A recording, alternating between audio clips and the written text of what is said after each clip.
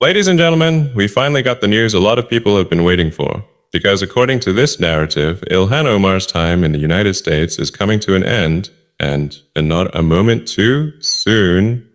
After Donald Trump dropped a Thanksgiving Truth social post making it clear that what he called post-Somali fatigue has officially boiled over. And this time, he's not just talking about deporting Somalis who are in the country illegally, particularly in Minnesota, but about something much bigger. Something far more aggressive. Starting the denaturalization process for Somali U.S. citizens he considers enemies of the country. And he didn't hint at it, or leave it vague either. He named names, and right at the top of that list was Ilhan Omar herself. And before we go any further, you already know the deal.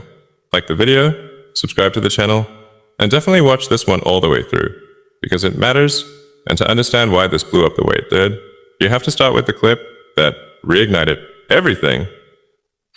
Ilhan Omar standing at a Somali conference in Minnesota, addressing a cheering crowd, openly referring to the president of Somalia as our president, drawing applause, cheers, and celebration. And at this point, none of this should surprise anyone who's been paying attention. Because if you've watched this channel for any amount of time, you know this isn't a one-off. It's not cherry-picking. There are countless examples of her doing this. She's not subtle about it. She's not hiding it. She's extremely open. And I'm not exaggerating when I say that the Somali diaspora in Minnesota doesn't just see itself as a community living inside the United States. They see themselves as a satellite state of Somalia, which is exactly why she called the Somali president and why she told him, welcome home to Minnesota. Because in their eyes, Minnesota isn't just a U.S. state as a far-off extension of Somalia. And here's the part that always gets ignored in these conversations. There has never been a country on earth more welcoming to immigrants than the United States. Not even close. America has always opened its doors wider than anyone else. But that system only works under two conditions. First, that the citizens of the country feel like their generosity isn't being exploited. And second, that the people coming here make a genuine effort to assimilate, to integrate into the culture, the society, and the shared civic identity. That's the deal. That's the social contract. No. And according to this argument, the Somali community is doing neither.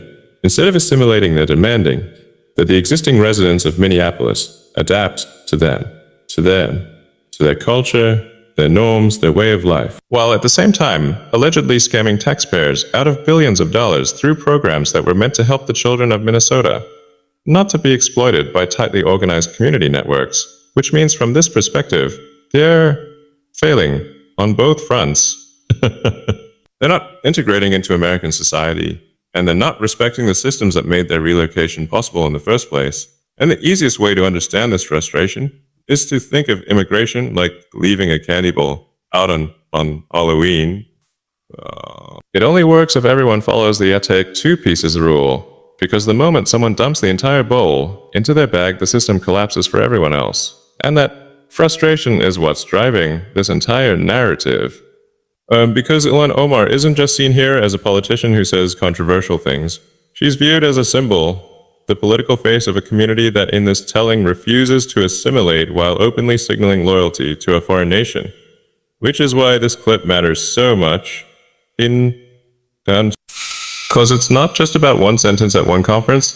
It's about the perception that a sitting U.S.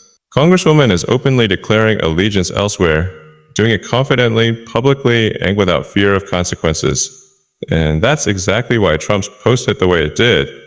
Because whether you agree with it or not, the message was unmistakable.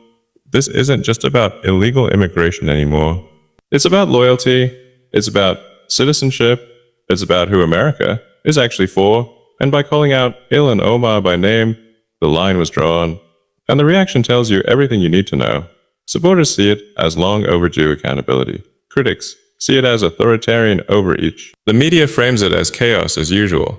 But underneath all of that noise, the real tension is simple. Can a country remain generous if that generosity is openly rejected? Can multiculturalism survive if assimilation is treated as optional? And what happens when elected officials don't even pretend to share a common national identity?